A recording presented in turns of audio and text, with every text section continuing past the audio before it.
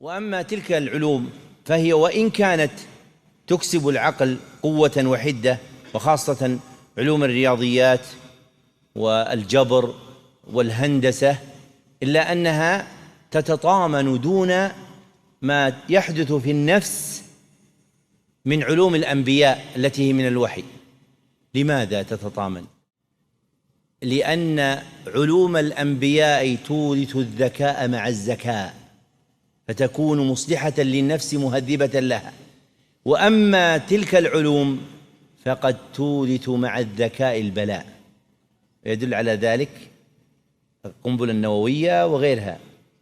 هذا الذكاء جاب هذه الأسلحة التي تقتل الناس، وإن كان نفع في جوانب لكن ضر في جوانب كثيرة. أما علوم الوحي تنفع ما تضر في أي جانب.